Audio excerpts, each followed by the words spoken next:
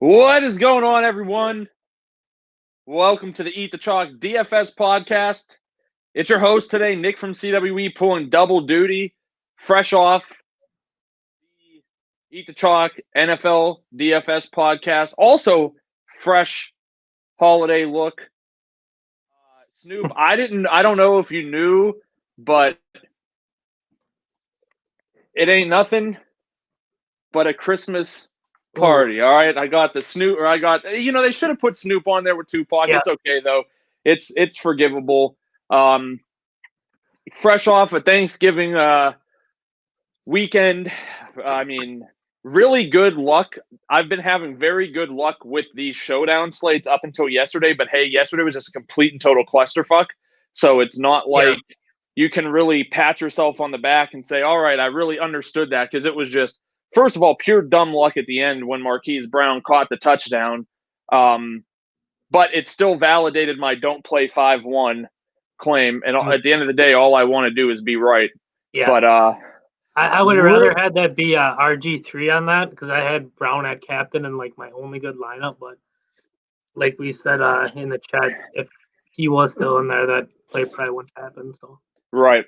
Yeah, and I mean, I went Juju in all of mine just because, really going through the research, like Juju's just been the guy every game since Antonio Brown has been gone. But I don't know that I would do the same thing next time. Let's put it that way. I think he was on the right side of touchdown luck, in my opinion, not being a professional sports player.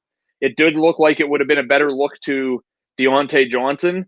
So I think I think I got really lucky just to be able to do what I did. Unlucky, however, was pretty much everything that happened, last week. Man, COVID is just, and it's not even just COVID. It's just these teams and unwillingness to report. Friday, you were gone. So, I mean, you really kind of escaped all of it. But, I really struggled with how I wanted to approach the Friday build, and finally landed on something I liked that had Marlon Williams in it. And, then you find out that day that, Marlon Williams isn't going to play. And, by the way, neither is Otis Anderson. And that one came like super, super late. Eventually came out that, Marlon had told them like Monday that he wasn't going to play. And it was just not something that was ever really reported. And of course, with these scenarios, the week before, I had the luck where I went from Addison to Hutchinson, and it ended up being like a net 25-point swing for me to the good. Last week, all the pivoting just went south for me on the Friday slate. Obviously, Marlon Williams turned into, the decision points ended up being like Jalen Robinson, who was okay. I don't even remember who else it was, but I didn't play Badoon because we can't get any kind of straight answers from any of these MAC teams about who is actually going to play. Saturday, it went okay. I ended up like cashing my double ups. I ended up cashing my head-to-heads mostly. I think I won like 18 to 22, but like still could have been better, because at the last minute going into the Mississippi State. Oh, and that was the other thing. I went one quarterback. I only played Will Rogers, which was maybe risky, but Ole Miss has just been so bad. And I watched Kyle Trask bomb and a lot of the expensive guys just not really get there. So it ended up being a smart move. My decision was to stave off going one of the expensive quarterbacks and to go with Elijah Moore and Najee Harris, because I thought it gave me the best upside. Turns out the best upside would have been Moore and Devonta Smith, and then made the pivot from, Wally to Malik Heath, because prior to, Heath's injury, he had been the guy that was really seeing the targets. And even though I think he scored 2 touchdowns, I know he scored at least 1. I think he scored 2, and he still didn't score as much as Wally. So it still ended up being like a 7-point negative swing for me. Just one of those things where, you can only play off of the information you're given. But man, right now, it is not a set it and forget it type of environment for, college football DFS. It's like DFS on speed, or like where you just have to be, your eyes are just bugged open like this through the whole day And, you have to interval where basically you're there right before noon lock, you're there right before 3:30 lock, you're there before 7 o'clock lock, and you can't leave until there's all of your players are actually have their game started. So how'd you do last week, and any takeaways from that? Well, I was traveling, and where we were going to, we don't have internet service there, so I was pretty much set my lineups, had everything ready Friday morning, and I was surprised I only had Otis Anderson. He was my only guy that didn't play. Besides that, I don't know. I was pretty heavy on that Notre Dame UNC game. That kind of bombed out. It just wasn't a lot of the guys that were seeing volume previously. I mean, I had a lot of Xavier Hutchinson, and he went 1 for 5. We could actually get that game when I was going, so we actually watched that, and he just was a non-factor in that game. It was kind of surprising. Other than that, Valladay getting hurt, I had him in all 3 of my lines. I mean, he looked like he had a pretty decent game, but I don't know when he went out, but it kind of looked like he was set up for having a pretty decent game. But surprising, my best lineup was with Purdy and Gabbers. So Book really didn't get there compared to the other guys and just the salary savers. But like you said, it was kind of a lot of stuff. It was a weird week with all the scratches and stuff, and didn't have the times to make the adjustments. But maybe we'll get it this week. So I don't know. We got a pretty decent slate here. Some good games. Some that we can probably just fully out ignore almost. But pricing's a little bit tighter this week, and we got a lot of high price quarterbacks, and it'd be fun. You want to get into it? Yeah, are any of the quarterbacks good? Because from my perspective, it really feels like that we are back to this point where it's like, find the cheapest viable quarterback and just get your production at other positions. I feel like the only guy that I like, there's 2 guys I feel like I could full on trust right now, and that's Justin Fields, and that's saying something because he's coming off of like a lackluster game, and Tyler Shugg from Oregon. Like, those are the guys who really just seem to be. I mean, I think Matt Corral didn't get there as the highest priced quarterback.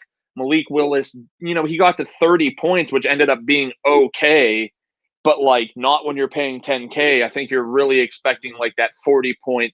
So I think there are some options that probably will make you pretty close to like sick to your stomach this week. But I think being a little bit uncomfortable might be the way to go in order to, to do. But and I'll tell you what, before we get into the first game, I personally would rather have slates like this. I don't like slates where it's just like, oh, this is simple. Play X with Y and Z, and then, whatever. Oh, we have a running back they just forgot to price up, and that just happens to be in a perfect spot. I think this is a week where you actually have to make decisions. Maybe you see a lot of, there are some receivers who I think might fall into that, like, gain a lot of traction as chalk because of what they're priced at versus what we've seen them at. We'll discuss those as we go along, but I think this is a week where we could see a lot of different unique builds. So let's not wait any longer. First game up, Texas A&M at Auburn, 48.5 point total, favored for Texas A&M by 7 points. So 2 teams here expected to score under 30 points. Like, I think there's some options here. Again, this kind of strikes me as maybe the options are a little bit ugly. Snoop, why don't you kick it off? Is there anyone who you are looking at right off the bat in this game? I mean, we can start off with Kansas State here. There's not really, I don't have much of an interest. They got their team implied total as, what do they got here? You jumped ahead one game. We're at Texas A&M and Auburn. Texas A&M. All right, we'll go that way. Okay. We'll start with Texas A&M. You got Kellen Mond here. I don't know. That 7.7 price tag is pretty high. I mean, even looking back the last game, he was 11 of 34. So, and that's just kind of one of the games that he can fall into. Auburn isn't great against the pass. They let up a ton of yards, but I don't know how, unless you're rolling out a bunch of lineups, I don't know at that price point that he's going to get you what you need. Then you can go to Isaiah Spiller, and he has actually been pretty decent from him lately. I mean, he's over 23 points in 4 of his last 5 games, so I think that he does have a decent kind of floor. I think he might have the upside too. Auburn they have been giving up this whole season a decent amount to the backs. They're at, almost 130 yards per game. They give up a little bit to the air. Guys are averaging about 40 yards against them. So I do think that he could be a viable option. It's kind of in that, we're going to get into a lot of these running backs, the same kind of as last week is 7.6 there. And it's kind of, it's not way up top and you're not getting much value there. So you really need them to, you basically need them to score a touchdown and get their 100 yards to even thinking about doing anything.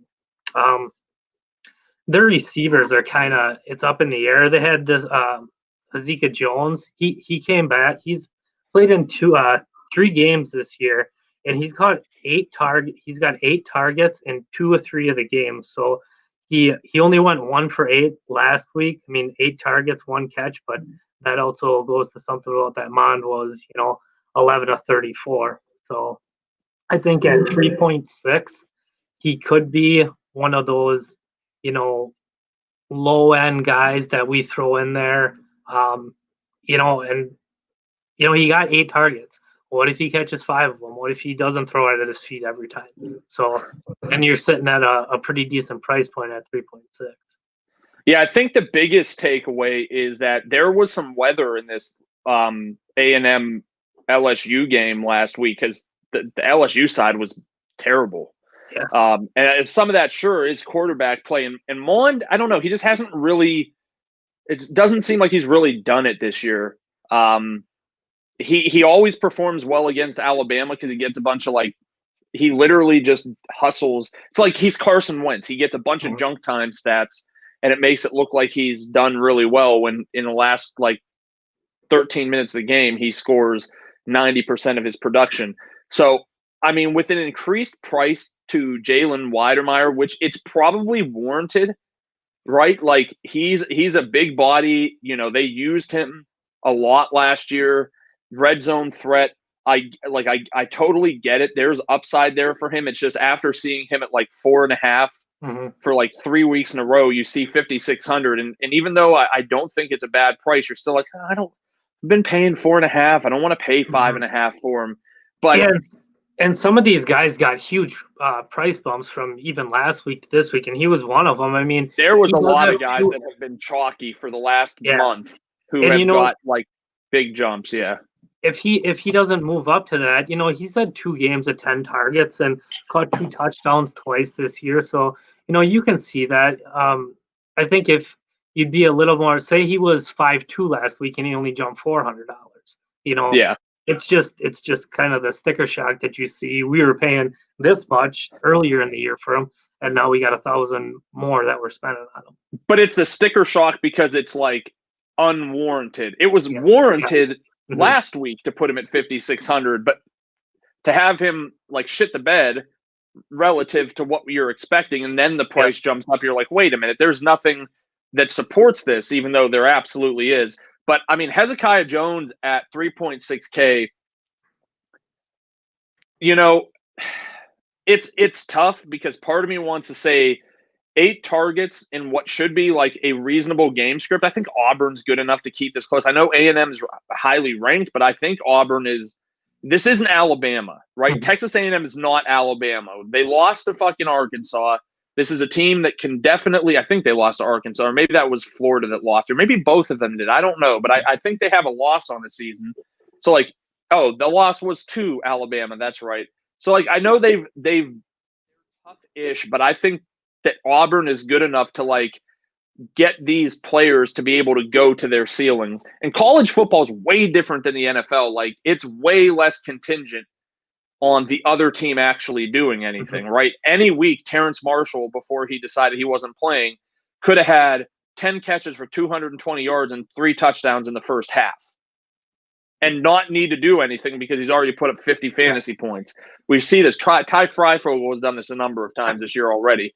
Devonta Smith has done it a number of times. So, it's a much different sport. 3.6K, man. I mean, this harkens back to a couple of weeks ago when you played Chase. I forget what his name is from Vanderbilt.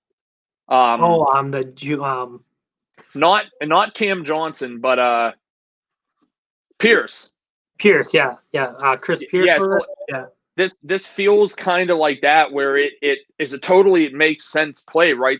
Pierce had seen a huge increase in targets coming into the game, and no one was going to play him just because everybody knows Cam Johnson. And I don't think anyone's going to play Hezekiah Jones because they know Weidermeyer, they know A&M wants to run the ball with Spiller, and you still have Anais Smith, who's priced in that like 5,500 nice comfortable zone, where if the game script kind of flips and Auburn gets the lead, you expect to see way more Anais Smith than you do Isaiah Spiller. So I think like Hezekiah is going to be a name you hear touts talk about just because they look at the same stuff that we are looking at. They're looking at targets. But I don't think a lot of people are going to play him because he hasn't had the production to back it up yet. So I think that's what's going to happen on the Auburn side of the ball. I don't ever feel like it's a Bo Nix week. I just don't think he offers that upside. I'm probably wrong, and he's probably going to smash this week. Really, all I was looking at from Auburn was the 3 receivers, which you hate to say it, but now it really feels – where at the beginning of the season, I was like, it's Seth Williams and then, Schwartz and then Stove. Over the past few weeks, it's like almost indecipherable in terms of the targets they've seen, and it almost feels like it just makes sense to play who's ever cheapest, which this week is Stove. But my heart's still with Seth Williams because I think he has the highest talent of the whole group. Yeah, I mean, they have been spread out pretty decent these last couple games here. And like you said, it's, if I am picking one of these, I'll probably just go with the cheaper option because they all do see the same amount of looks kind of. But I'm not really 100% sure I want to target a game that has a 48.5 total here with Bo Nix throwing to him. I don't know. It's tough to get to. Schwartz was a guy we were playing earlier in the year. Now he's at 5'9". I think there's going to be a little bit better options. It's not saying that Schwartz is a bad price. It's just they have so many options to go to at the wide receiver group. Well, I mean, Snoop, we're also talking about a situation here where you have 3 guys who are seeing like somewhere between 7 and 9 targets each, and you could literally go to the other side of the field for $1,500 cheaper than the cheapest guy on Auburn and get a guy who's seeing the same amount of targets. So it really, when you start talking these things through, like sure, we want to trust the Auburn guys because we know that we've played Schwartz in smash spots. We've played Seth Williams in smash spots. We haven't seen that from Hezekiah Jones, but like you're bound to get some type of positive regression getting 8 targets a game. It's only a amount of time before some of those start to convert into bankable opportunities that help people win money at daily fantasy. Exactly. Yep. All right, moving on. Let's go to Texas against Kansas State. 51-point total. Texas also a 7-point favorite. So Texas not seeing those, like 40-point totals that we were seeing at the beginning of the season. They're down here still under 30 for an expected team total. Kansas State, I think for the most part, lost a lot of its allure in terms of their defense, and they've been getting beaten up pretty bad over the last couple of weeks here. And they're taking on a Texas team that I still have the confidence can move the ball. And this could be a big week for Texas. We said that last week, and it started out like it was possibly going to be for Ellinger, and then just kind of fell off, and he didn't really do much near the end. That game was really, really, really, really slow. Like Iowa State, and you can see that out of Kansas State too. But at the same time, they've been playing into the 30s. I think this could be a good game. I think this could be a close game. I also think it could be a game where you're likely to see some very consolidated fantasy production. Mm-hmm. So what are your thoughts here on Texas and Kansas State? Yeah, I mean, I actually for the, you have a couple of those quarterbacks in the 9,000 range besides Fields who is over 10, and I kind of like Ellinger actually this week. I mean, from what Kansas State has been doing this year, I don't know. I think he has the opportunity to kind of get there on the ground too. He actually did. Ingram sat out last week. It kind of doesn't look like he's going to play. But you could see him taking. He almost looked like he did last year a little bit last week. I think it would have been different if the game was a little higher paced, like you said. I was watching that game and it just looked so slow. Just whatever. You're going into halftime and Iowa State, who's down, is just like, let's hand the ball off for 2 yards. Let's hand the ball off for 2 yards. Let's hand the ball off for 2 yards. You're just like, hey guys, play to the weakness of your opponent here. Let's get the ball. Let's try to move the ball downfield. And it really, they just never tried to do it. I mean, they were moving the ball downfield with Kohler, but I think I think everybody just expected to see that team push it a little bit more. So that's where my concern kind of is here. But like I said, we've seen these teams, we've seen both of these teams get into the 30 points. And Ellinger still had 29 fantasy points last week. That's good, but I don't know how a 50-point ceiling. If you start saying like, okay, the team's expected output is likely to double, I think you can see a path where 29 gets much closer to like 37, 38. Yeah, I do like that. I think as far as what other options they have, I'm not really interested in any of the running backs. It's just kind of a mess there, especially because when you do get down by the goal line, it looks like he's taken more of the the goal line carries, or they're running some kind of an RPO. And honestly, when he's running RPO down at the goal line, I highly doubt that he's going to hand it off. And then you move on to some of the receivers. They got 4 good receivers out there, so it's kind of like same thing that we were talking about with Auburn. Eagles had a good game last week, but he's the highest price. Now, at 5.8, I don't think that's terrible, but I do think that, you look at Smith and Whittington came back last week. Whittington's interesting. He caught 3 or 4 targets. I think he missed one around the end zone. You turn that into a touchdown, and then we're probably not looking at 4.3 anymore. We're probably looking at the 5 range. So maybe because of that missed touchdown opportunity, we're getting a little bargain on him. I had him in a couple lineups last week, and if he does haul that one in, that looked pretty good. I think he was 4.1 last week. And then you got Jake Smith too. I mean, Smith and Eagles, kind of the same type of deal there. They're going to get their looks. I guess I don't necessarily have a problem with either of them, and I don't necessarily think that you have to stack any of the receivers with Ellinger. So I wouldn't mind running him out there naked. The thing is that,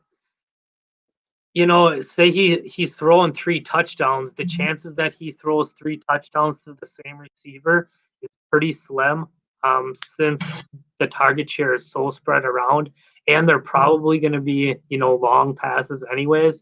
So unless somebody hits for 2 40-plus yarders, you're really going to have to nail that on your stack. Yeah, I think that is a huge problem, right? Like so you can't really look at any stats for Texas receivers and say this guy is the guy, because last week was, I think, one of 2 games this year where all 4 of these guys played together. And one of those games was the Jake Smith game where he like pulled his hamstring in warmups and played like 3 total snaps on the day. Like you look at it and you're like, okay, Whittington was back this week. Great. Last week, so Eagles had the most this week, followed by Smith, target-wise. The week before, Eagles did, and it was Smith as number 2, but Moore didn't play. and then neither did Whittington. And so you start going into these like trailing thoughts where it's like, but if. So you know, all of the targets have caveats where it's like, well, this guy got the most, but this guy was out. So I'm really leery of trusting Brennan Eagles on a slate where we already talked about it. Like every penny means everything. Mm-hmm. And, you know, I'm very nervous about the prospect of like feeling like I have to pair Ellinger. It will definitely be a week in like my MME builds where my group is going to be, you know, with Ellinger at quarterback. I want somewhere between 0 and 2 of his receivers and just not force it. And if someone ends up there, great. But if not, you know, no. On the other side of the game, Will Howard, I mean, I think he started last week because I know he's been like alternating with Nick Ass. You know, he did start because I think I might have. So, like, here's the deal with Will Howard. He's going to get somewhere between like 15 and 35 fantasy points. I really believe that because we know Texas is not good. Their defense isn't good. Their defense is good against the run. We talked about this. Breece Hall had a floor game last week, right? Like, Texas is legitimately good against the run, but I really think that probably extends more towards like running backs and running quarterbacks, and that's Howard's strength. So I'm not looking at Trotter. I'm never looking at Trotter. Deuce Vaughn becomes a guy I want to play, but I'm like, there feels like there's a lack of upside for the rushing stats. So now we're praying that he gets 10 targets to get 7 catches and 70 yards and a touchdown to make us feel okay. And then really needing to go like 8 for 100 and a touchdown to feel great. And then how do you work the pass catchers? Like Malik Knowles is coming off of a good game. He's 4K, but he got there off of 2 rushes, you know, and a touchdown. So that looking through the game log, I don't believe that's something that had been consistent. So is it really viable to say play Malik Knowles? It just feels like a situation where someone should do well, but I don't feel like I can advocate for anybody specifically. Yeah, trying to sort out this receiver group. I mean, it's like you said. My opinion is you just can't play any of them. None of them are playable. No, I mean, even if you are paying that for Knowles, I mean, 5 targets and like you said, he got there last week on rushing. So I didn't have a whole lot of interest in the Kansas State side. I think, you know, if you're expecting this game to stay close, I do think it's going to be a lower scoring game and probably go under the total of 51. And then I don't think either team has enough to get there, but I'm not sure that, you know, for some of these prices, but I just don't like paying the 6-6 for Deuce Vaughn when you have we get the guys later that have a ton more upside, even in the 5K range. So, you know, if these guys would be a little bit of discount on him, but I just can't see him paying 6-6 for that for both the ceiling and the floor. No, I'm with you. Right now, we move on. Oklahoma State, TCU, 51.5 point total, 2.5 point favorites. Oklahoma State on the road. I don't know. This one kind of screams to me that it could go over. I think that it's interesting because OK State started the year off like very tough defense. We were seeing a lot of like knockdown, drag out, brawl type things. As soon as they take Chuba Hubbard and LD Brown out of the mix and get Spencer Sanders back, it's like, holy shit, this is the team we expected to see all season. Like, wow. And this is one of the things I lament from last week because once I realized, like, at 3 o'clock in the morning after I had done the video last week for the Saturday slate that Spencer Sanders was, like, erratically labeled as doubtful on DraftKings and was not in question of not playing, I was like, no one's going to play Spencer Sanders, and he didn't blow up. I mean, it wasn't like he smashed or anything like that, but he still got 20-some fantasy points. But more importantly than anything, it opened up Tylan Wallace because, now Spencer Sanders is the one playing. He's the only one we could trust throwing the ball to Tylan Wallace. So I got like a 7% owned Tylan Wallace, and I played him at like 35%. I also had like 60% Desmond Patterson. Why I didn't lock him in, I don't know, but I had like 60% to the field's 30. So I was off to a really good start with these guys, but it just got all fuckered up later on. Now we have these guys coming back against a TCU defense that has been, this is one of the games I did research on, and my note is pretty good defense could yield points. Thanks, Nick. That's real fucking helpful. Good job. You do a great job with what you do.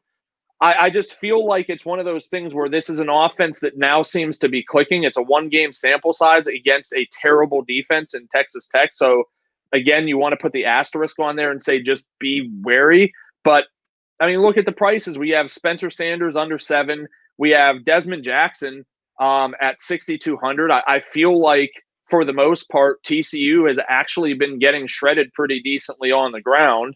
And then you have Tylan Wallace, and this is a team so we're back to this situation where where the production is going. You could maybe you get a Brandon Johnson, I think that's his name, the number 2 receiver for Oklahoma State. Like, there's certainly a possibility he goes like 4 for 60 and a touchdown. But for the most part, you're looking at like 12, 15 targets to Tylan Wallace. They showed last week by giving this dude off the street apparently like 36 carries. We're not expecting like a 45-point fantasy game from him again, but to me, it's hard to not have a little interest in those guys. Yeah, I think their price points are really good. I mean, Spencer Sanders at 6'8", he did show the rushing upside last game too.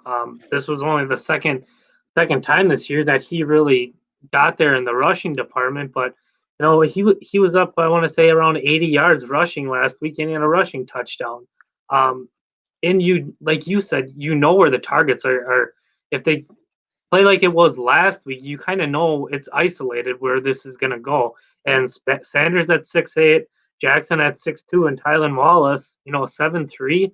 I think that's a pretty good price for what his upside is.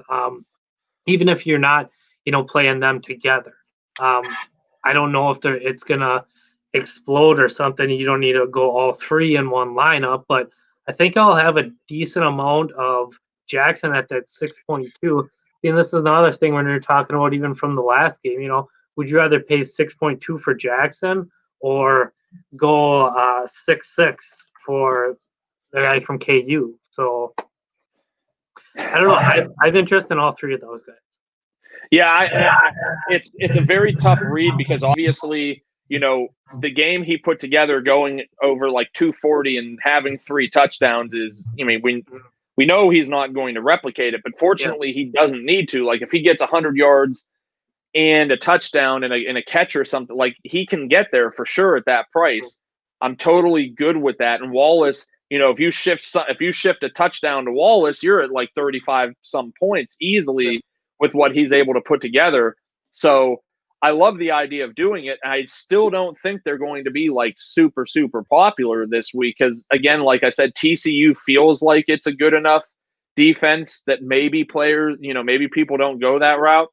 On that side of the ball, I mean, I feel like we're just right back to what we just said, isolated production. So what do we know? Can't play any of the fucking receivers for TCU. So you just eliminate a position altogether. Max Duggan has 100-yard and multiple touchdown upside on the ground. He's 7,500. Like I said, OK State has been pretty tough. But over the past few weeks, I mean, we just saw a TCU or a Texas Tech team that's not exactly setting the world on fire put up like 45 points on them. Duggan, whatever, he hasn't had a game recently where he's actually had to try. Right? He's been producing fantasy value literally just based off of the fact that he keeps breaking off like 60-yard touchdown runs. Yeah, and that's what I was – I mean, he had 28, and I'm not – there was 3 games ago when they played Texas Tech. He had 73 yards passing, and he still ended up with 38 fantasy points. Because he had an 80-yard touchdown run. Yeah, so you're not even really paying for – you're kind of paying for almost a Wildcat quarterback at that point because his last 4 games, the passing totals, his yards were 96, 161, 73, and 138. Yeah. So like you said, there's nobody else on TCU that I would even considering playing. So there is one for me. I do have one guy. What do you got? At 4K, Zach Evans saw the most carries in the backfield, but it was like a 12-8-8 split. But the important thing to remember in saying that is this game was over. Like, it was done. Yeah. He's like a guy they really like. A lot of people in the Devy circles really like his talent.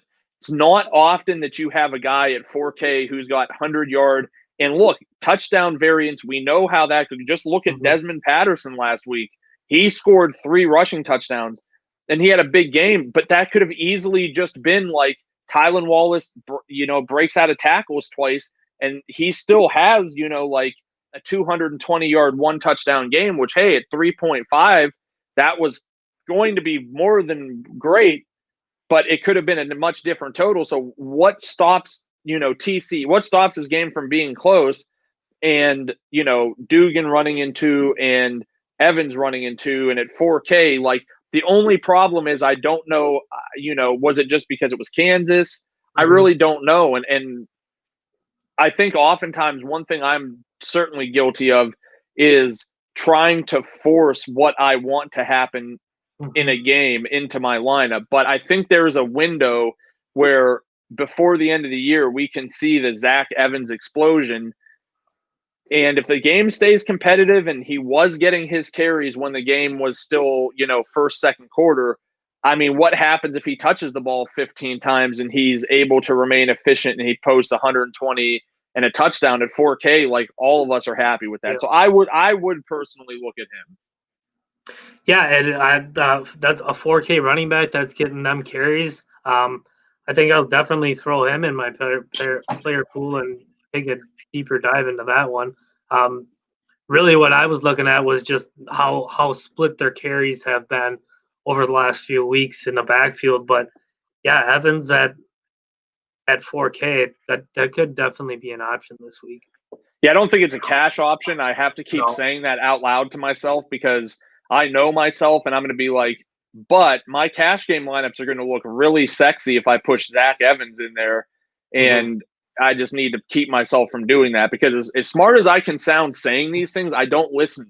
I just want to do it. I'm like, if I play him and he goes off, people are going to see my lineup and be like, holy shit, this dude clearly knew something the rest of us didn't. So I've got this FOMO thing going on. I got to stop.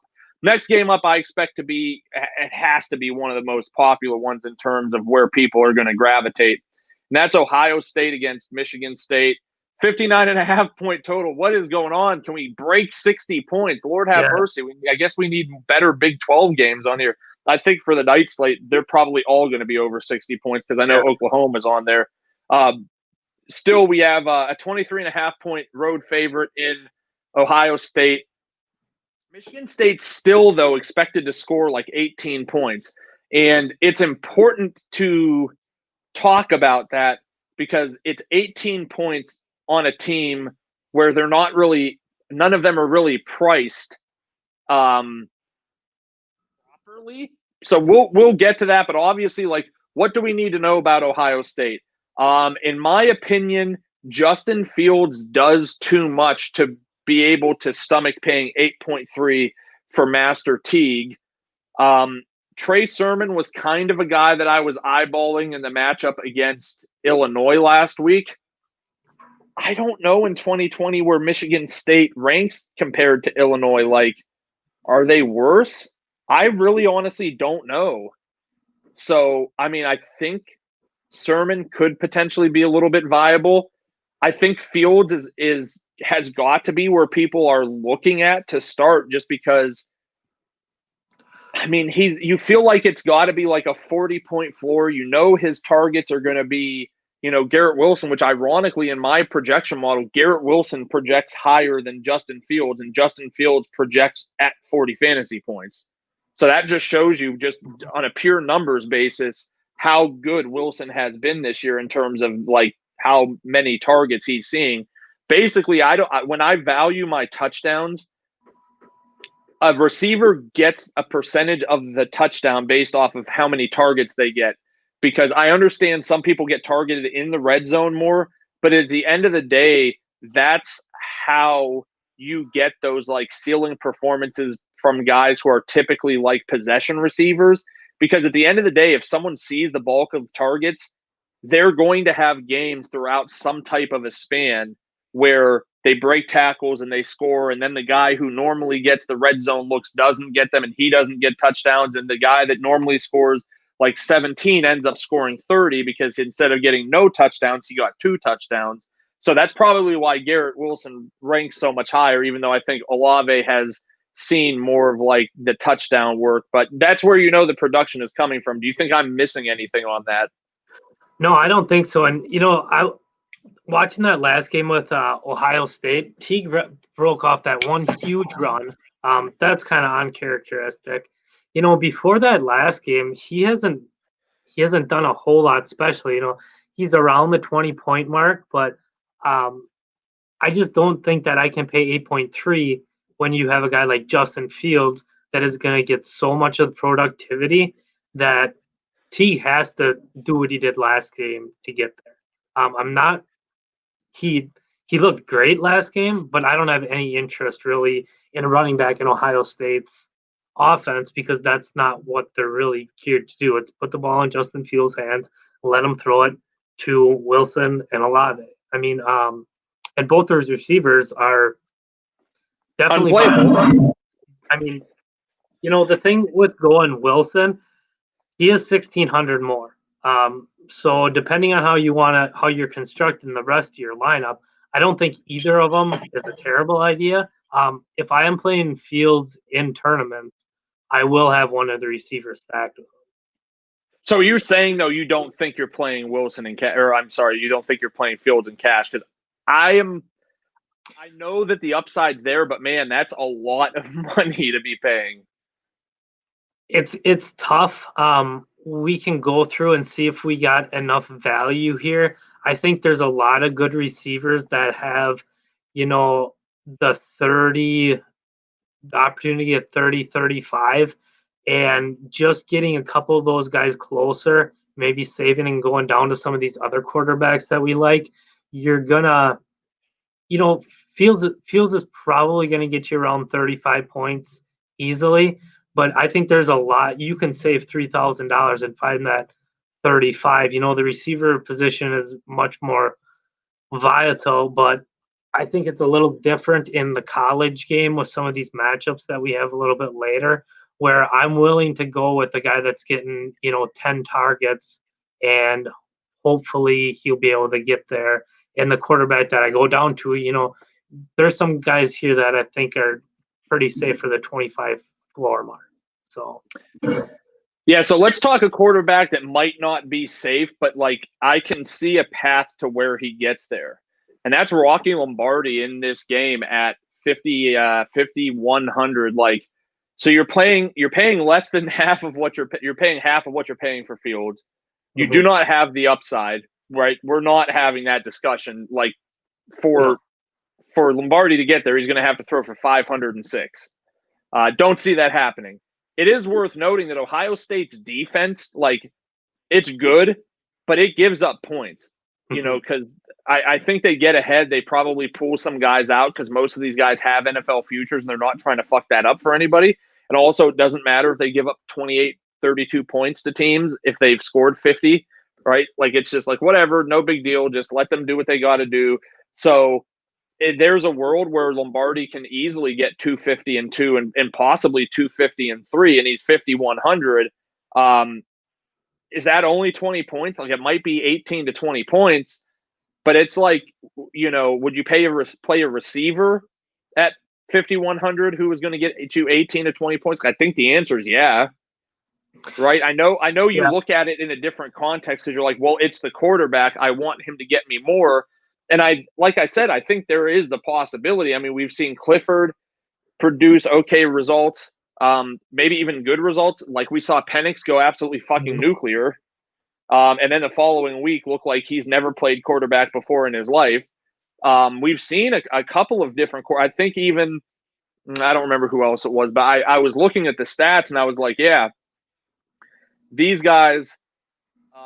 Nebraska, like it was okay. Yeah, so like 3 out of the 4 games, we've seen quarterbacks with like, I think Adrian Martinez was around 18 points. So I don't hate that for 5,100. And then we know we can't play any of the running backs, so yay. Like fucking great. Don't have to think about that. And then you got Jalen Naylor at 4,500. And even more so than the quarterbacks, the number one receivers for all of these teams have just ripped from the start of the season. Jahan Dotson went off. Wan'Dale Robinson did okay because, that was more of a running quarterback. Bo Melton, fantastic. We saw Ty Freifogel go, over 200 yards and score 3 touchdowns. So, I mean, at 4,500 for a guy who, against a terribly difficult Wisconsin defense, got deep and scored a 75-yard touchdown last week, to me, it's almost like a no-brainer. Like, even if I'm not playing Lombardi, this is a guy that I'm definitely going to be looking at even in cash games. Yeah, I do have to agree with that.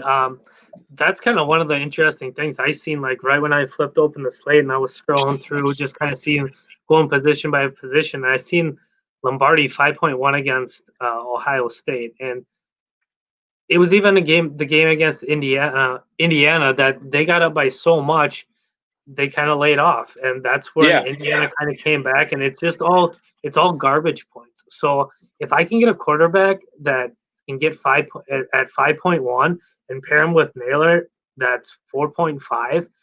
I think they're going to get a ton of garbage time looks there because they're going to be down. They don't run the ball anyway. Ricky White's probably not going to play this week. So if you bump Naylor's 7 targets up to 10, 12, 9, anything, you're under 10K. And I think there's actually a pretty decent floor there. I mean, they're going to definitely score more than 7 points. So, right. So let me ask you this. This is a great question and a great context way to look at things. What percent of the times do Lombardi plus Naylor outscore Justin Fields? Yeah, Is it like I think it very well could be like 70% of the time I could see those two, because what if Naylor goes for 100 yards and he scores, you're looking at like 23 fantasy points. Mm-hmm. If Lombardi gets to 15, 18, you're looking at over 40 fantasy points. And I do believe that Fields has that outcome potential as well. But I think, like we would both agree, 35 points is the most realistic outcome for Fields. Mm-hmm. And you're saving $400, I think, by playing the combination of Lombardi. And I get that it's one position versus 2, but I think to some extent, like, you're going to lose points in other spots. Yeah. Trying to do that in a slate where, like, at least the games I've been, there's no running backs that I saw that I'm like, oh, this guy at 4,300 is like smash. You could easily do it. You're looking at guys like Zach Evans, who you're like, oh my God, I hope this guy makes it over 100 and scores a touchdown for me. If not, then the most realistic outcome is 60 rushing yards. The 20 that you think you're going to get quickly becomes 6.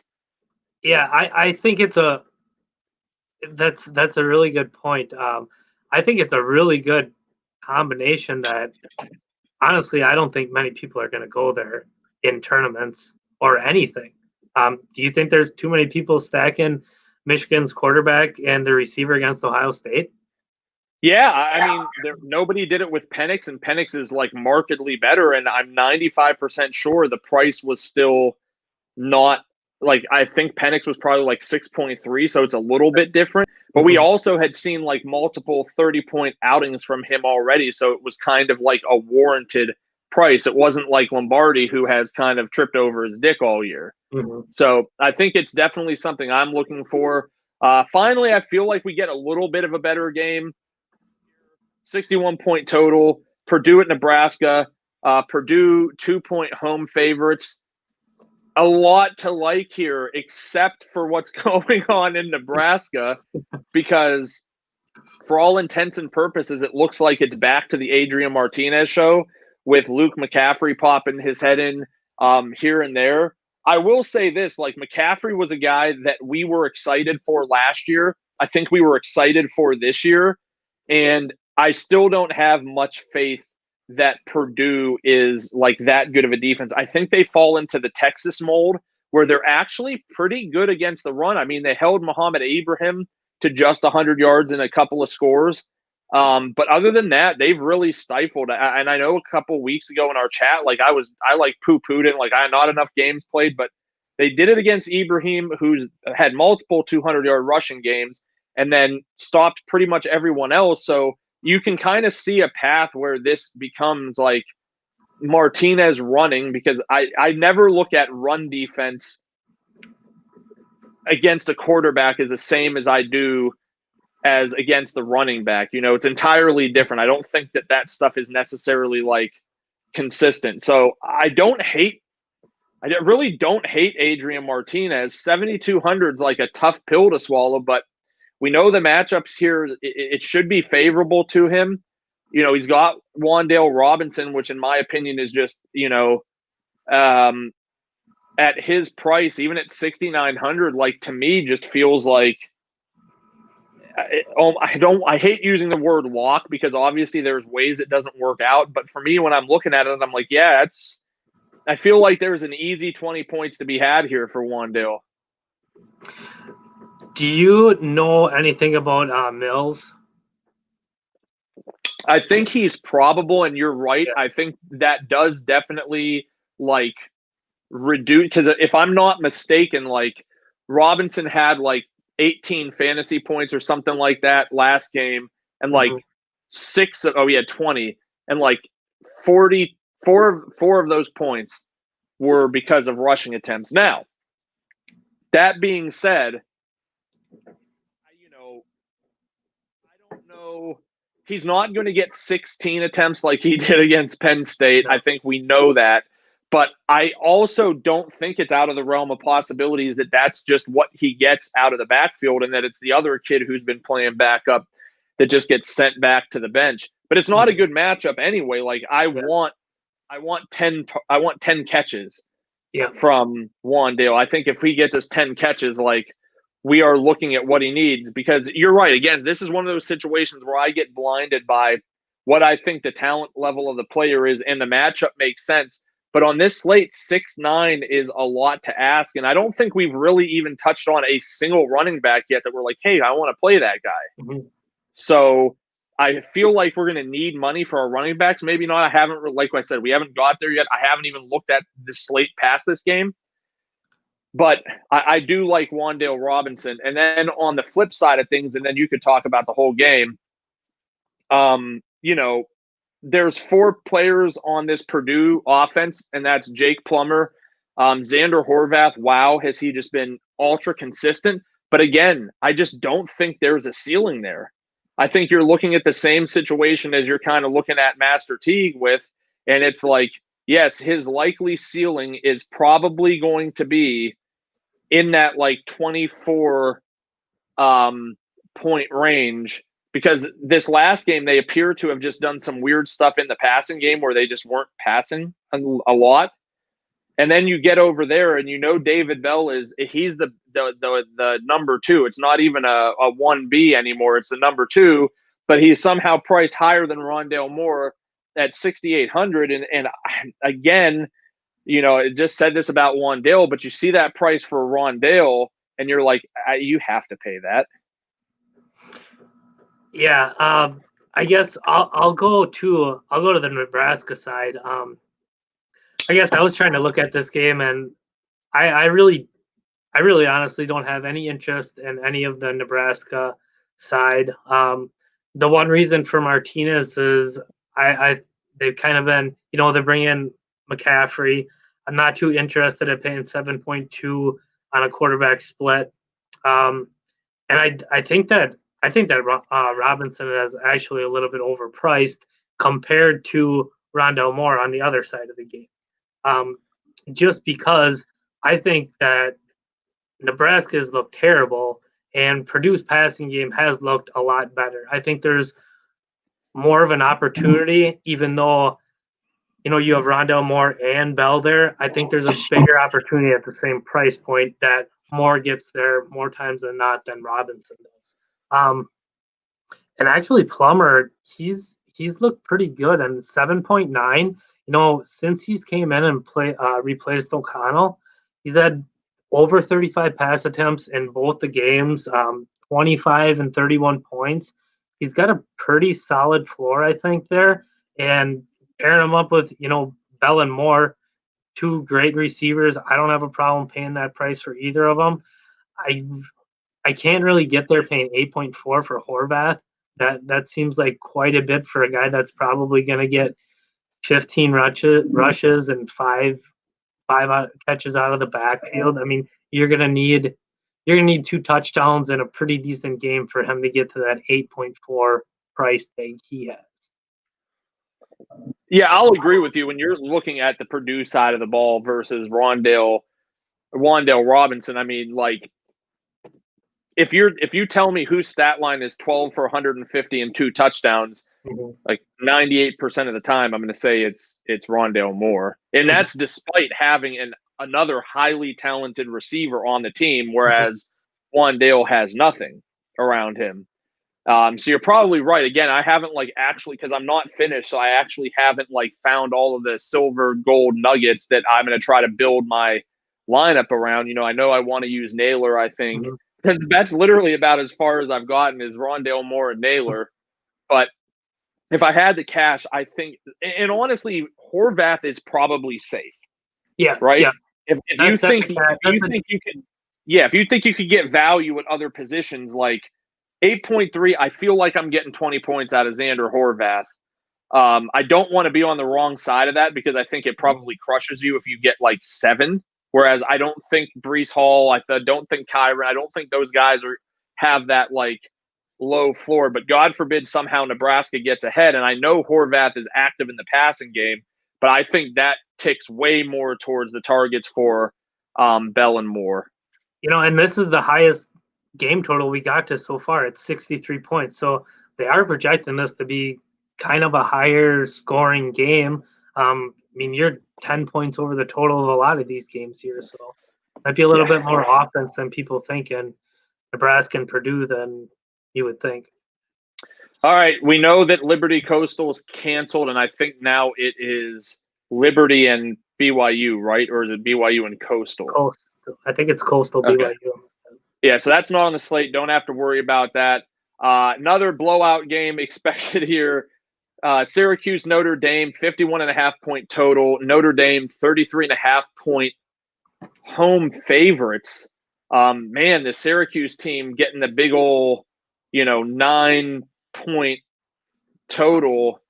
I had some Taj Harris last week because it just felt way too cheap at 4,800, and that paid off.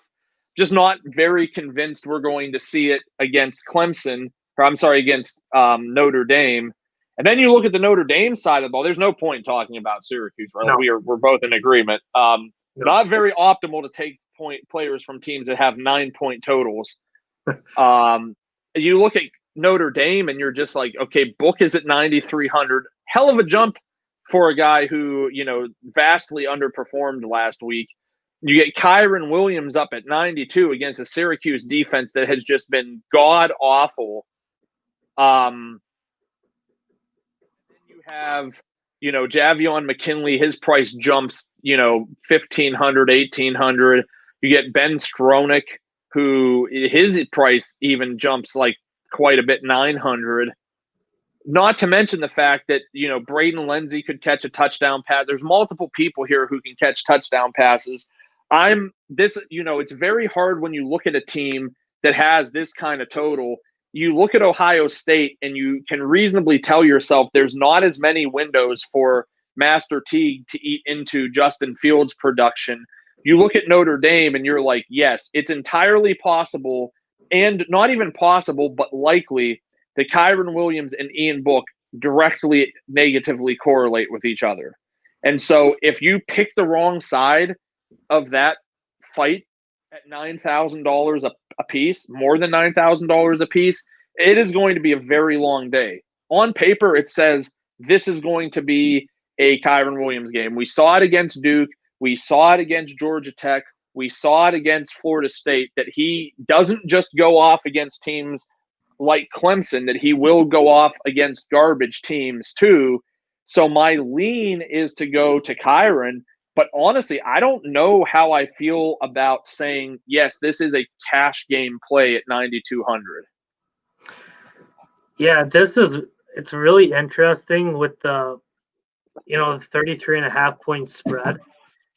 Notre Dame isn't really like an Ohio State or something that is actually gonna run it up on a team, because I don't think they can. They don't have them dynamic playmakers that you're gonna bust off multiple 60-yard touchdowns unless it's just a total mess up by the defense, which they are playing Syracuse, so that is highly possible. Yeah. But Ian Book's got a 2K price increase from last week with not really that great of a game. I don't know. It's the thing that's difficult about this one. It is their senior day there, so what do they do with Book? Do they let him kind of eat during this game, or is it something that they're up by? You have no idea really what they're going to do. And it's tough too, because you want to say that coaches are smart enough to not put a player in harm's way, and knowing that this team has postseason aspirations, you don't want to allow for the potential that Book or Kyron Williams gets hurt this late into the season. In a game you expect them to win rather easily, you really start to wonder, and they're undefeated, right? Like they beat Clemson. So of anybody, they've basically got their ticket punched. They don't need to run up the score, or they don't need to get it's probably the wrong way to look at it, because anything could happen. They could lose next week, and because they didn't smash the team this week, they end up on the outside looking in. But I think for them to remain competitive, like they have to start trying to protect. So you wonder, do you start seeing more Sebo, Flemister, and these gaggle of running backs that we haven't seen touch so much? And it's just all pure like hearsay. I'm just guessing, but even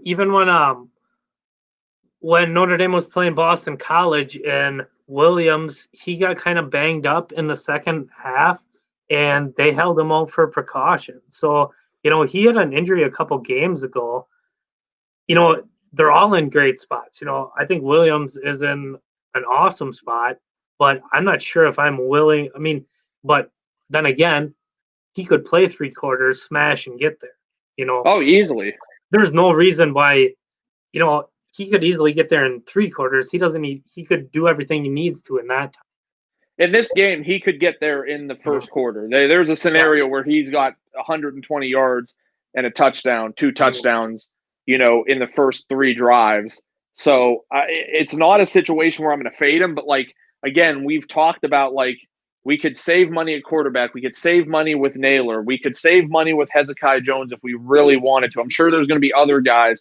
Like, at some point, we actually have to spend our money on these teams, and it really becomes a good discussion. Like, is Kyron that guy, or does he mostly have to sit in, like, the tournament pool because, he's got a good quarterback? That game could, just because it's a good setup doesn't mean that Book doesn't find Skronik 3 times deep, and then all of a sudden, you got Kyron Williams with 70 yards and a touchdown, and you're like, yay, I got 16 points. So something to think about for sure. Moving on from there, University of Florida visits Tennessee, 62.5 point total. So up to this point, I think you mentioned that the Nebraska-Purdue total went up. Always something we like to see. Very good when you get to see that go up. We got, a 17.5 point spread favoring Florida, who's one of the few teams expected to exceed 40 fantasy points on the week. But still, like, gosh, this just feels gross. And this obviously isn't the Florida team of past, where it's just like Felipe Franks trying to play quarterback, the team trying to run the ball and having marginal success. This is a team that's been on fire this year. And a Tennessee, like, look, good offenses in college football, they trump defense. It doesn't even matter. Teams like Alabama, Ohio State, Clemson, Notre Dame, and Florida has to get thrust into that as well this year. So you're never looking at it and saying, well, this defense. No, not looking at that. But the questions just become like, can we look at Kyle Trask at 9,600 when, over the last few games, we've definitely seen that regression in his fantasy total. And for $400 more, we have a quarterback who's going to run the football. Yeah, I kind of agree with that. It's Trask has a great season so far, but at that price point, you're going to need him to throw for 4 touchdowns. I don't think that's enough. I think you have to see him throw like 5 or maybe even 6. Yeah. And that's a big ask. I mean, he is still probably, as of right now, leading for the Heisman candidate. So if they want to really try to get him solidified for that one, maybe they will be tossing it around the whole time here and try to, blow him out, try to gain some more points to get into the playoff. I guess I think that if you compare like Trask to Fields, which is above him, and Book, who is below him, I think he's kind of in a bad spot. I would definitely take him over Book, but even saving the $400 from Fields, he has a much wider variety of outcomes, and the floor is a lot less. Yeah, when you look at this game and if you look at the 2 players, it doesn't even matter the game. And you just say, who scores 50 fantasy points? Like, how many times are you going to say Fields before you say Trask? I mean, for me, it's close to 100%. It's just like, Trask needs a 70-point game. And that means the other team has to score 70 points too. So he's still out there chucking it. And I just don't, where Fields could go for 130 yards and 3 rushing touchdowns and throw for 2 and have a much easier path to that 50 burger. I don't hate the play. I think where you start to have some issues is just how do you pair him with Kyle Pitts? And I know we are talking about like Fields with Wilson, but the difference is pretty immense. Like Wilson is a damn good bet to go over 100 yards with like 10 catches. Pitts is not. That's not how that. So you're really relying on touchdowns, and he's either 72 or 78. He's 7,800. He's only had, which is surprising, 5 games or 1 game this year where he has had more than 5 targets. So you are heavily dependent on him scoring his 3 touchdowns. At 7,800, I'm not paying 7,800 for 5 targets. Yeah, I'm with you. Like I said, I mean, I know because again, this is a sport where anything can happen, and if Kadarius Toney happens to house to Pitts is done. Like he's just dead. There's nothing that's saving him because his window to that 100-yard game is just like I said. It takes the other team really being up or being that close to their heels. So I don't love anything about this. I really don't. This could be a week, right or wrong, where I just X every single player on this game out and just say, you could play Josh Palmer. He definitely gets the targets. He's 49. He's not the worst play, but let me break it to you. And this is going to go one or two ways. Jared Guarantano is not playing this week. And so they're starting a $4,500 quarterback by the name of Harrison Bailey. I have no idea.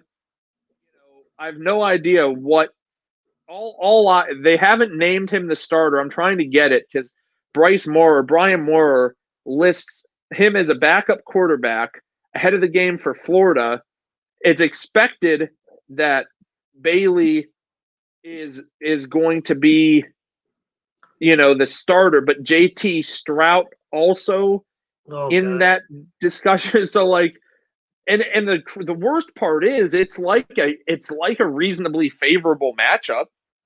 Florida's defense hasn't exactly been good, and the kid's going to be starting at home, so that's a plus. At least he doesn't have to go to the swamp and play this team. But again,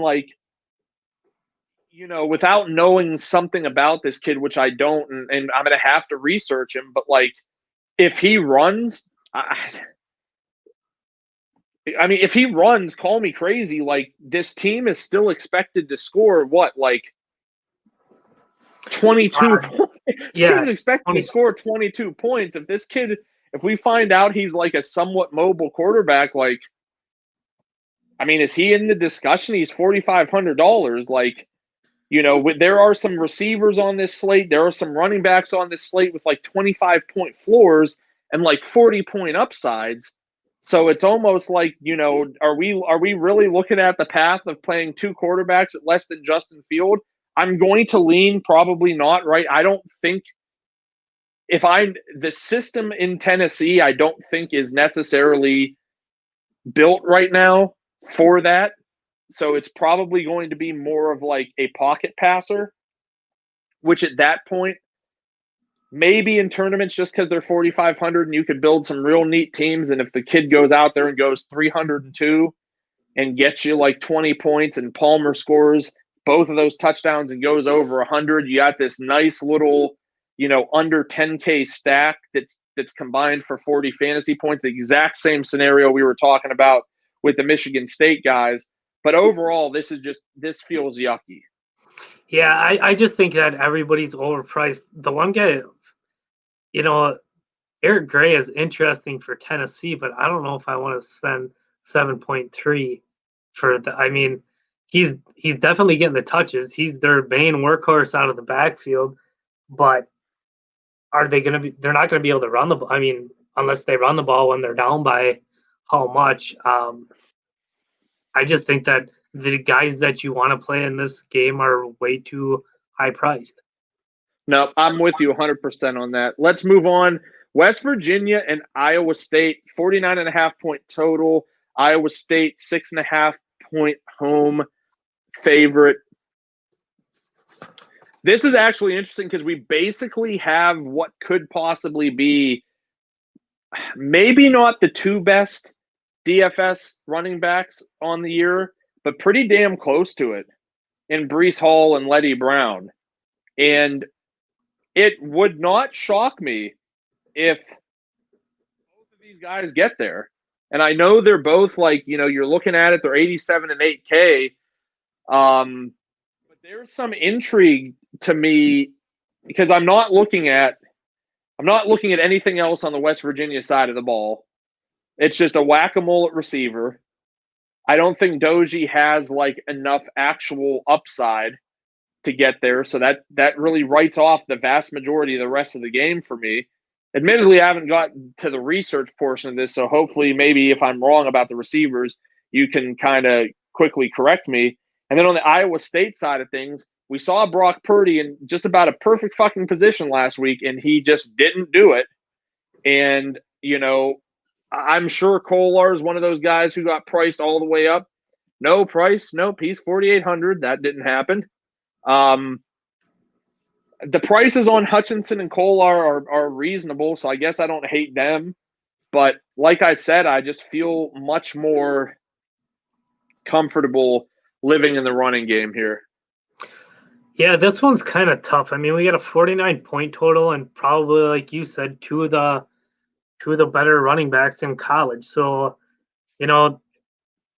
if you're going kind of a back and forth one, I think that's way too much to pay, trying to fit both of them in a lineup at such a low point total.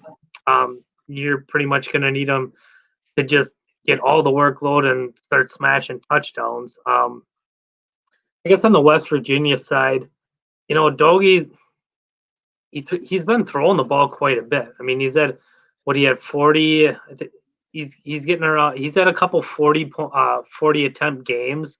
And the one receiver that kind of caught my eye when I was going through it was Wright Jr. At 5K, he's going to see about 6 to 7 targets. 5K, it's probably a little bit much.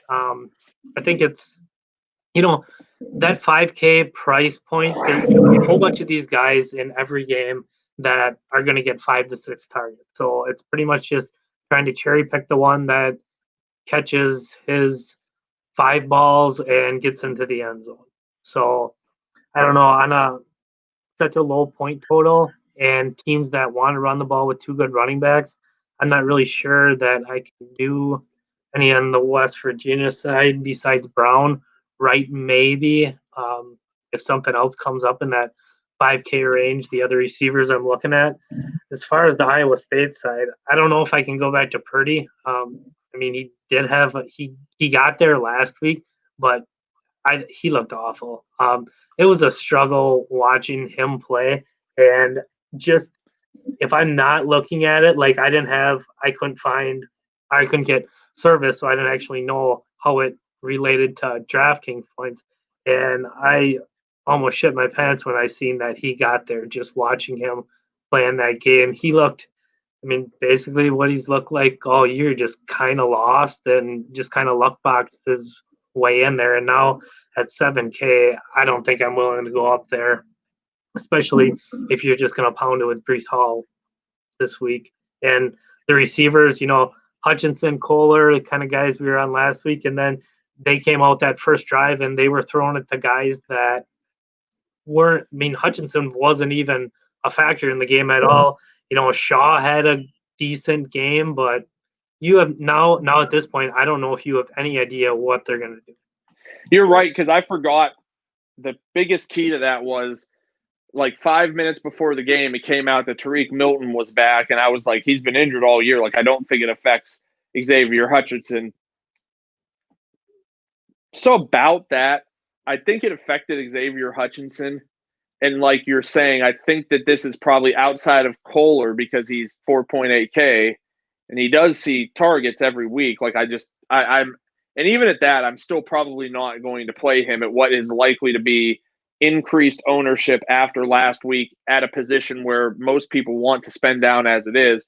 I mean, like, look, I feel like we know 2 people. This could be one of them. We'll talk about another one in a couple of games here. I really do like the running back duel. I don't know if that's where I land this week.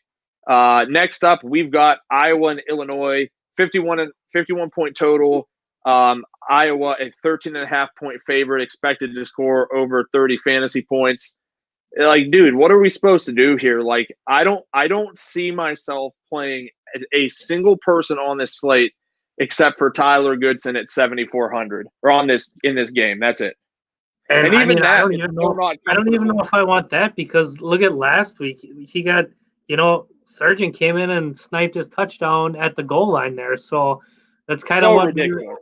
You have the guy. Even we were watching some of I forgot what game we were watching, the NFL game, but he gets them all the way down there, and then apparently apparently after 3 straight rushes, he's so tired that he can't fall in at the 1 yard line. So 7.4, even before this, they were a lot closer price. Now it's 7.4 and 4.8. It's not a split backfield, but it seems like that Sargent gets way too many valuable carries to pay 7.4 for Goodson. Yeah, so here's what I will say, having watched this last game. Goodson did get a lot of the first shots in the red zone. Okay. And there is the biggest question mark in that is this is a completely different conversation this week if he converts 2 of those, because now he's got like 34 fantasy points and we're like, dicks up for Goodson, man. 7.4K ain't shit because this guy just wrecks it. And so, not to mention the fact that he can break off long ones, like there's a path that he can get there. I doubt I see myself playing him in cash, but I think there's viability for tournaments. And like you said, if he falls in twice there, he's not 7.4K. Oh, he's probably 8. Yeah, at least. Well, so knowing DraftKings, he'd probably be 6.5. Yeah, who knows? Really unattractive game though. What do you think about Laporta again? At 3.9? Dude, I feel like he got 17 targets in that game, and they were just not. He got a couple of red zone targets, maybe even got a couple of like end zone targets. It just the quarterback's terrible. He's not good. Yeah. So like it's one of those things where like the matchup last week was Nebraska is literally dog shit at defending tight ends. Like it had been 3 state games where like Imertabe, kid John Rain from Northwestern, someone else who was a tight end, like they all got off against them. And I just, unfortunately for Laporta, he was really seeing a lot of like low A dot targets, just not well thrown balls. So as much as I want to say like, yay, let's rush back into it, like it's just not a good quarterback situation. And I don't, again, it's not CJ Beathard in there that was actually a reasonable quarterback that could get Fant, that could get Kittle the ball, that could get Hawkinson the ball. It's a junk quarterback at this point, maybe young in his career. So I don't want to like jury out on him here and say he's just worthless, but he's not looked good. So for me, it's literally Goodson and nothing else. Yeah, Laporta's kind of he did have 6 targets. Illinois, they're one of the worst teams against the tight end position, but he's not going over 50 yards. So 5 yards, 550 and a touchdown. That's not really going to do a whole lot for you in basically anything. I mean, I don't know if you're going to see a lineup that takes anything down with 15 points, even if he is 3-9. We already. Yeah, I mean, you have to look at these scenarios where it's got to be like Tylan Wallace goes for 50, Rondale Moore goes for 50, Kyron Williams goes for 50, and you just need all of those guys you needed something to glue together that got like 14 points, and that was the thing that ends up being optimal. So, as always, there was a path, but like, I don't know. I probably will have some Laporta just because I played him last week, and I just don't like when I'm on someone because it makes sense, and then just get off of them because I'm like, it was a shit situation. Very easily could turn around and go 342-2 here, and I'm like, God, son of a bitch. Yeah. And he's got 20 points, and now we're talking about, okay, he is going to be optimal because he's too damn cheap. So moving on from here, another relatively unattractive game. And I think we could have some bad chalk here. You can maybe tell me if I am wrong and maybe this person isn't going to be chalk or not, but we've got Indiana visiting Wisconsin. Last time I checked, it was a 45.5 point total. Nope, that is not the right.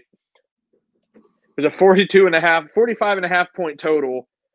Wisconsin 14-point favorites because, hey, Michael Penix Jr. out for the year. And now we're bringing in, I think his name is Tuttle. Yep. Jack Tuttle is going to be quarterback for Indiana against a Washington team. Like, I don't play anybody against Iowa. I don't play anyone against Northwestern. And typically I don't play anyone against Wisconsin. And now you're telling me we've got a backup quarterback into the mix here, and they're playing a defense that I think is still going to be. You're from the area. You definitely know more about this team than I do. But even at 4K, like 4.4K, I'm not exactly thrilled about wanting to play Whop Phillier. And I think he's going to be chalky. I'm guessing. I don't know. I don't have a feel on the industry. But like, he was 5.2K last week. And again, everyone was like, holy shit, we have to play this guy. And he bombed. And that was way before Penix got hurt. I just don't know with a backup coming in. This kid's not as good as Penix. I think that, we can definitely all agree that even though he was terrible last game, he's been very good all year. It's just really tough for me to want to put a lot of trust into, someone coming in. And I know he's 4.4K, but am I wrong? Like, I know I could be, but I just feel like I think at the very least, it's a situation where I'm asking people just please stop and think about the scenario. If Penix hadn't gotten hurt, this would be a 55-point total pick'em. Agree? Maybe like a 2-point spread. Maybe. Yeah, it would definitely be a lot closer than the 14-point spread. I guess I'm not I'm not interested really in any of these IU guys, even Fillier. I mean, 4.4, I can see where it is because he's getting a lot of targets per game. But like you said, they're going in with a backup quarterback. They're playing at Camp Randall. The Badgers defense is good. Look at what they did to some of the other quarter. They have such a good pass rush. I don't know, Indiana is a decent team, but I don't know what they're going to do without Penix back there. You have a young guy playing on the road. Freifogel, I think that's way too much to play against a defense like that. And Fillier, I mean, I don't think it's just way too hard of a defense to, I think, even consider rostering somebody in a 45 game total. And then you can move over to the Wisconsin side of the ball. And I'm not really sure I have a whole lot of interest in that side either. I think this game is going to be the exact same as their last game against Northwestern, and they're just going to slam their faces into each other the whole game. Mertz came out on fire in that first game, but there's no way that a quarterback in that system is going to throw for 4 or 5 touchdowns. And the running back position, it's a split between 3 guys. Jalen Berger, he's going to be a really good running back, but he's 15 carries. I don't really want to pay 5.8 for that. He's not getting anything out of the passing game because Groshek will get that. And for their wide receivers, Jake Ferguson, 7K. I think there might be a little bit better options than paying 7K. He does like everyone else on the slate. He does have the upside to go like 770 and 2 touchdowns, but that's about it. And the wide receiver group between that, you have no idea. I think they try to get all 6 of them a touch every week. So, yeah, I don't. Yeah, I mean, if Danny Davis plays at 5,300, I actually think there's some potential there. But again, Indiana, good defense. It's not a bad defense. Yeah. And Wisconsin is not Ohio State in terms of offense. No. So it's not like we're going to see like a math. This is a game you could very easily see going under, right? I can see it. A few things I would say from tournament perspectives, and I don't think you need to, but looking at Indiana's side of the ball, if they're going to pass rush a lot, plus the likelihood that obviously it's not a likelihood, it's a reality that Tuttle's going to be playing quarterback, like it's an interesting get-off spot for Stevie Scott. The matchup on paper is terrible, absolutely. But, man, this is the type of spot where I feel like out of the blue, Scott gets 102 touchdowns, and that's how all of Indiana's points are accounted for because the cornerbacks are able to really take these guys out of the game. The pass rush neutralizes, Tuttle, and they're just like, fuck it, we're just going to hand the ball off. And he touches it 25 times, and that's really how the offense moves. On the flip side of the ball, like what I just explained is something that's like a 1% likelihood. Something that I think might be near like the 25% likelihood is that Indiana's offense can't keep the defense off the field, and that the Indiana defense gets tired and Berger gets like 18 high quality touches and goes like 18, 112, and 2. And then I don't know what he's priced at offhand. I mean, I'm assuming it's pretty much nothing. 5.8 actually. 5.8 is kind of rich, but still, like from tournament perspective, it doesn't matter if the possibility of the results are there. So, I mean, look, it's something that I don't think enough people think about. People look at the game total and they just say, high score, me play, low score, me stay away. But like, you have to look deeper and what could the game flow be? And if we are thinking, like I said, this is a total that would have probably been a 2-point Wisconsin favorite, if not a pick 'em, because like we've discussed, the Wisconsin offense hasn't really looked great. It looked good against Michigan, but big fucking deal there. Like it very well, this could have like move the game 14 points. That's fucking really considerable. So if it does end up being a tired defense on the field, it's ripe for the offense to be able to potentially,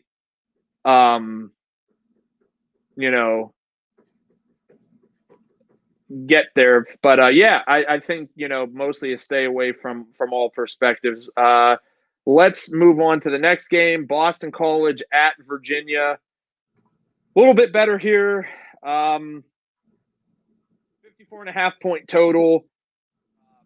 Virginia's favored by 4 points. I could see this thing going over. I don't know. What do you think? Which one are you on?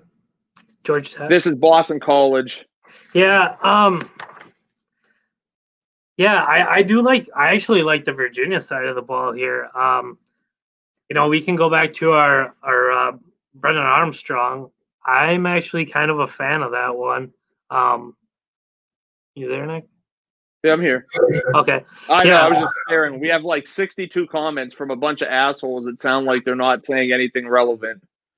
All right. So, Brennan Armstrong, I don't know. I think this is a really good price point for him.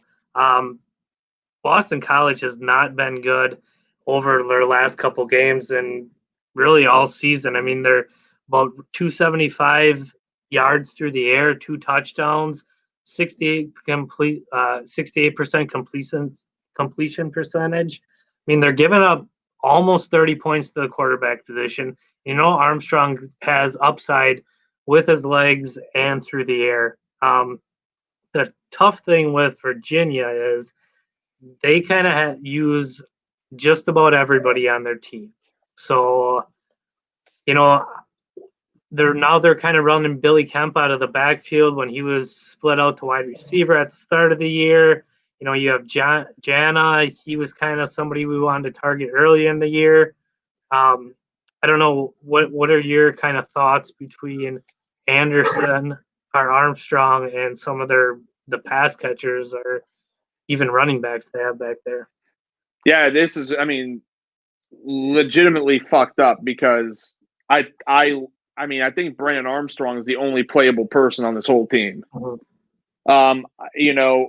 Is it possible that Lavelle Davis might be in that camp? Yeah, but I just, unless he's scoring 2 touchdowns, I don't see his like real upside.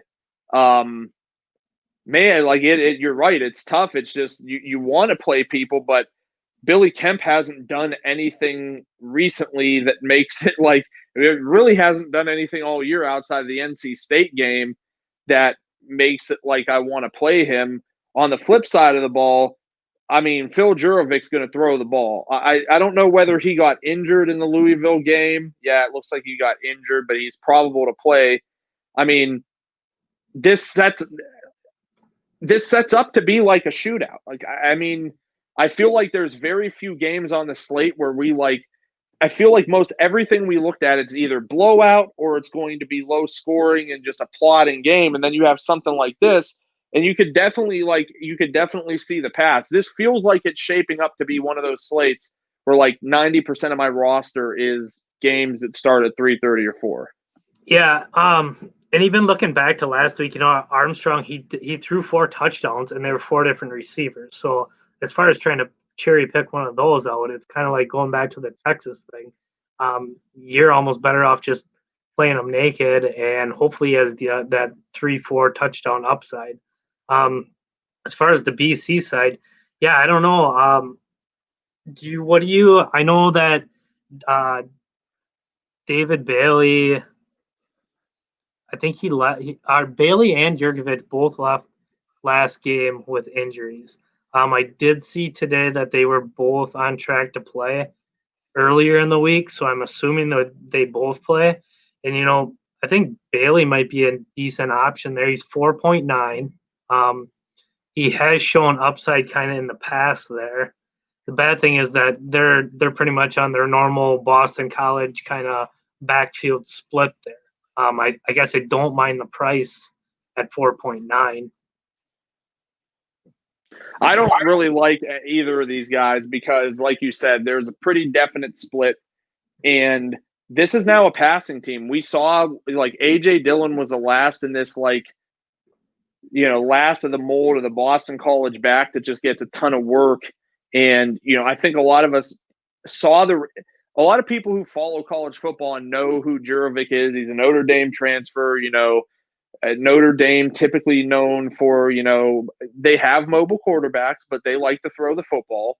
So it was it was a real question mark the first week of the season. Are we going to see Phil Jurovic kind of mold into what the Boston College system of the past is? And I think there were some coaching changes too there that kind of like indicated it was going to change from what we saw. And the biggest losers were like David Bailey, because dude was super explosive even with A.J. Dillon there last year.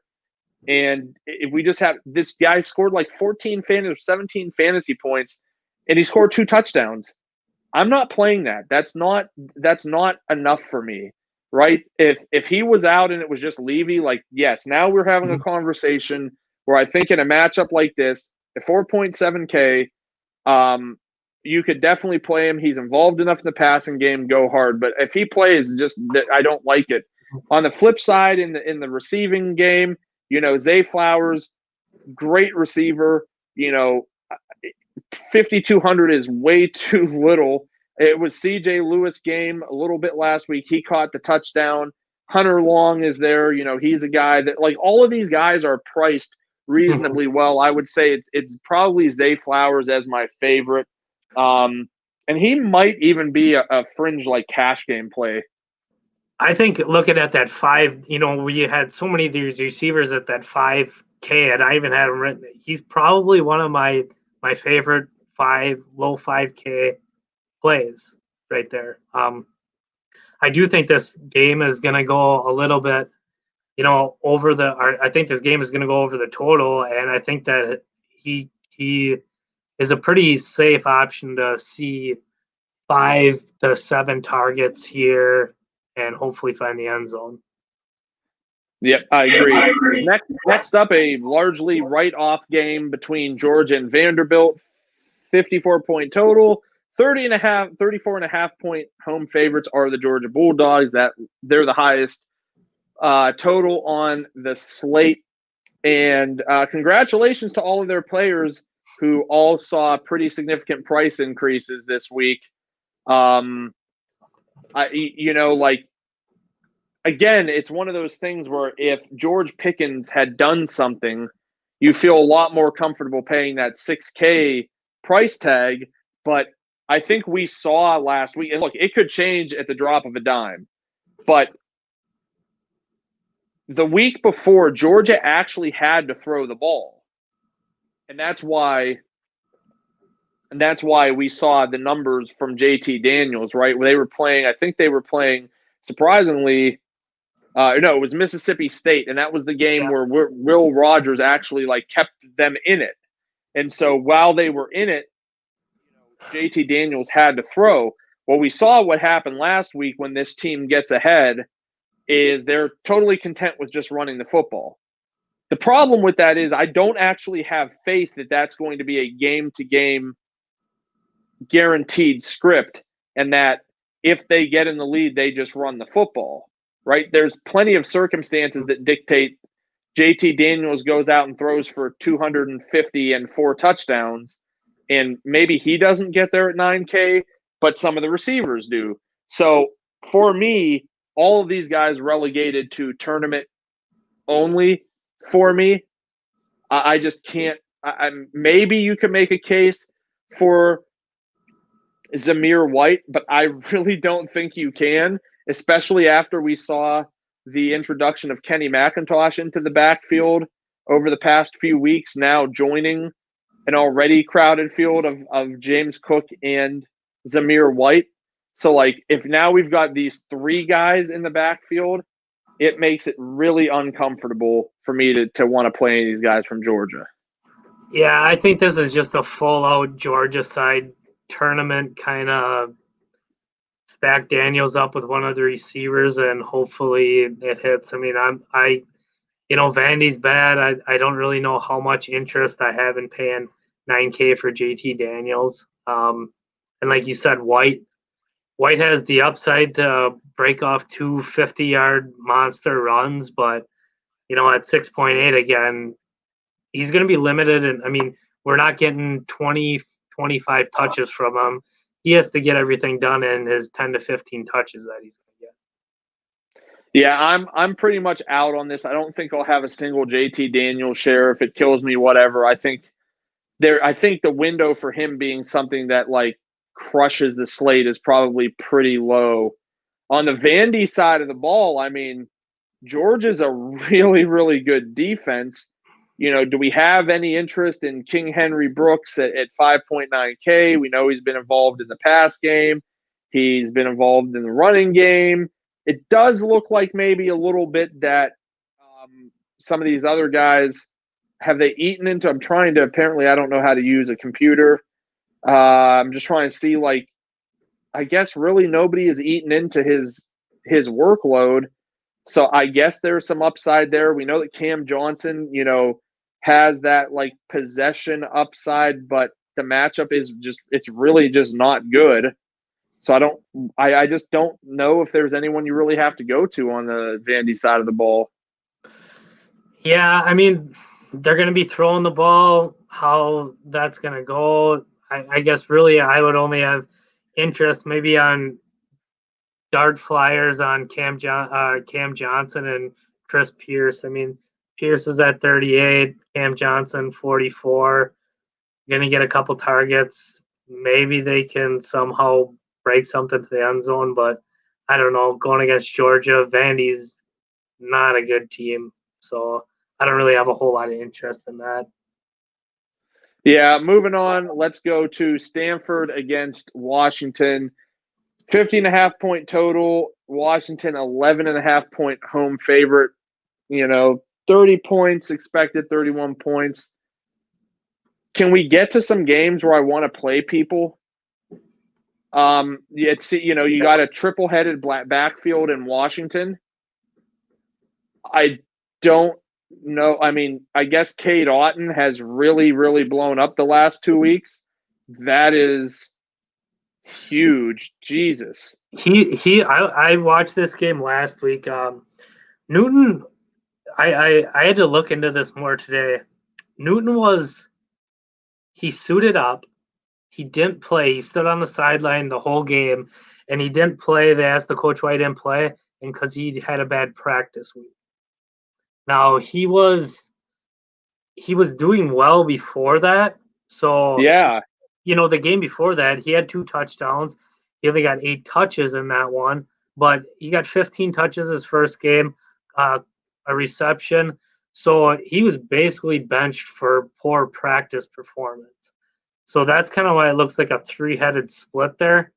I'm not really sure, you would think that's kind of a 1-week deal and he would figure it out. That's a tough one to figure out because you have no idea. You really don't get anything from the coaches. So that could be a stay away spot. It is interesting in tournaments because he has shown he has the upside at 5.4. So that might not be something terrible if you're throwing in a bunch of lineups to have a couple shares of him. Ottman is definitely who they're looking to go to. He's huge. I mean, 6'5". They used him down the field a lot. So I think he does have the upside. He's got 3 touchdowns already this year. I don't think that's a terrible play at $6,000. Might be. I don't know where the ceiling is though. There, I'd rather see him kind of that 5.4, 5.5 range.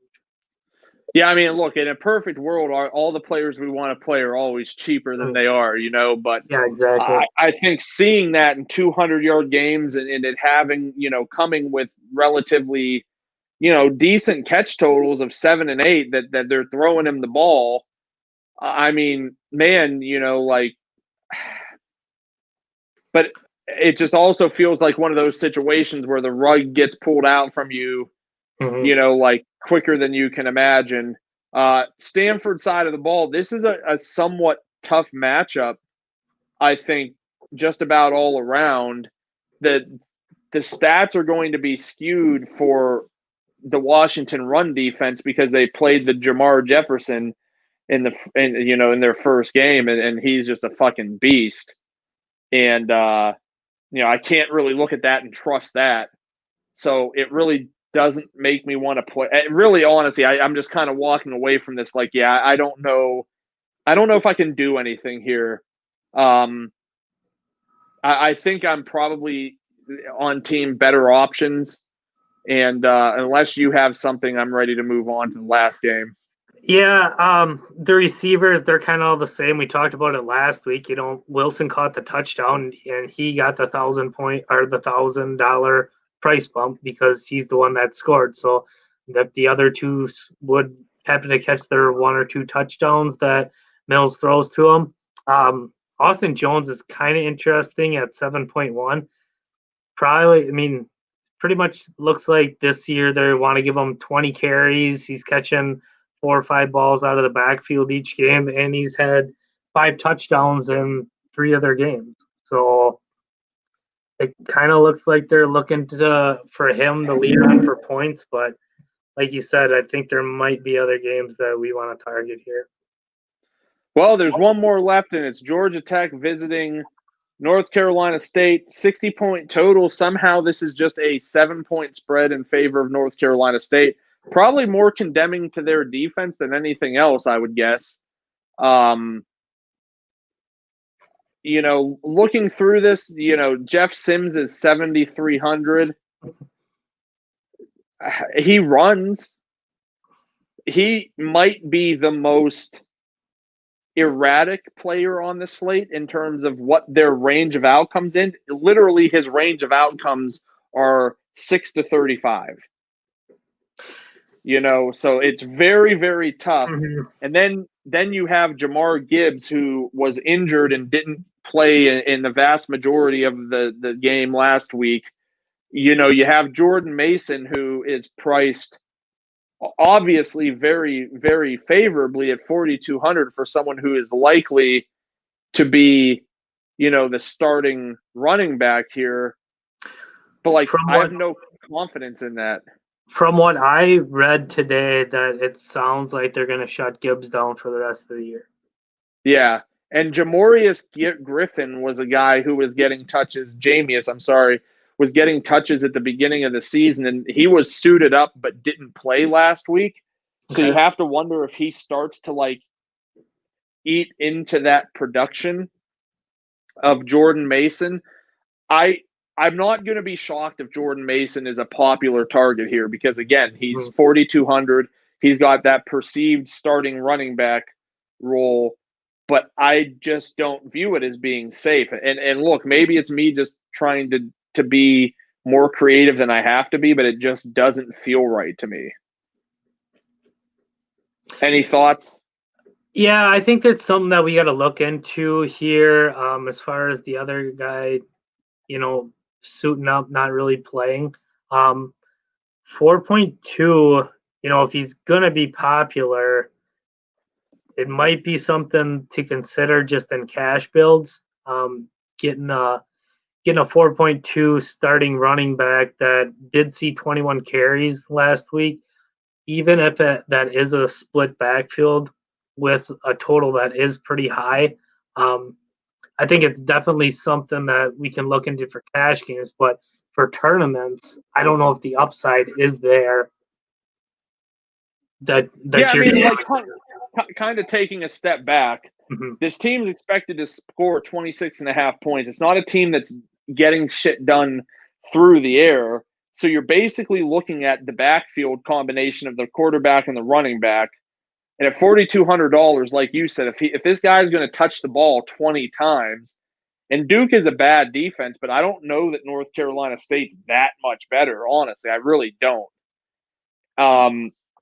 You're right. It kind of feels like I could see where he finishes with 8 fantasy points. I can see where he finishes with 28 fantasy points. Mm-hmm. And at 4.2K, I think in cash games especially, you have to feel okay taking that risk that it's 8 points because in all likelihood, I think the I think the most likely scenario is probably like 14. And I feel like that's fine. Yeah, I think like it's more of a strategy what contest you're entering. Like you said, cash games, that might be something good. But we've also went through a couple, 3K receivers that might have, a 20 point, 25 point ceiling if they catch 6 balls for a touchdown. So Yeah, North Carolina State side, I mean, they love to run the they love to run the football. Bailey Hawkman had a big game against Syracuse, but that was with Syracuse keeping it close. But look, I mean, the point total suggests that and that Georgia Tech should be able to do the same thing here. 7,400 feels like a lot. Maybe it's not. Zonovan Knight 6,300. They continue to split the backfield there.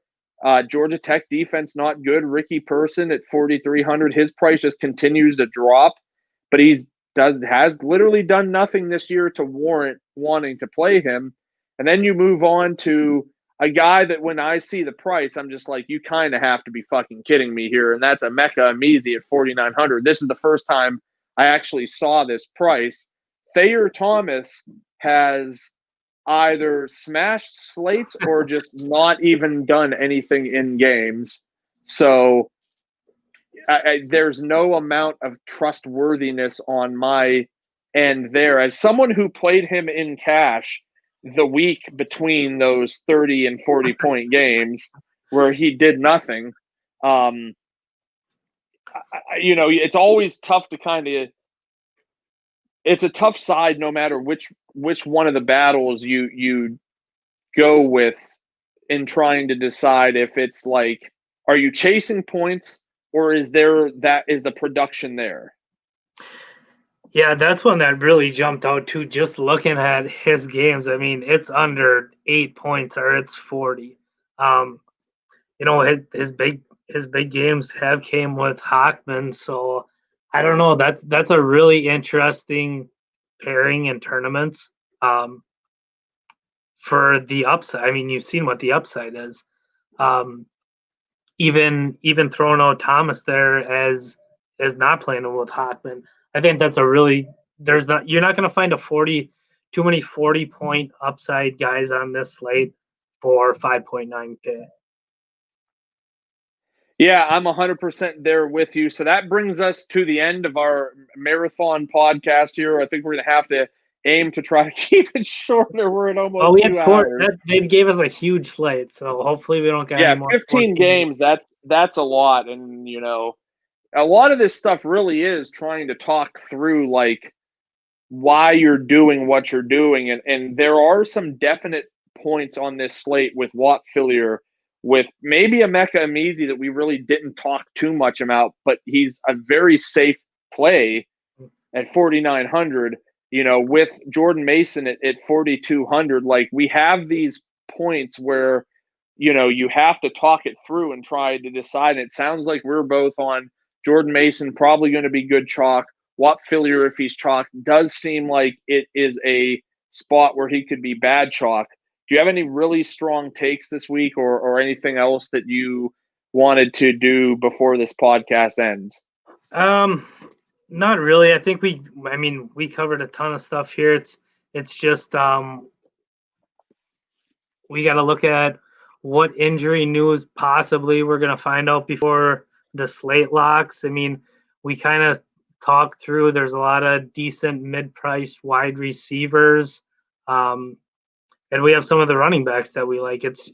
We have to figure out what we're doing at the quarterback position. I think that's going to be the main question this week. We have a lot of high-priced ones, and they got to put up a huge game. And do you want to try to fit in a Justin Fields? And how much can you build a viable lineup if you're spending 10K on one position? Is there enough value that can get to your 20 points on this slate?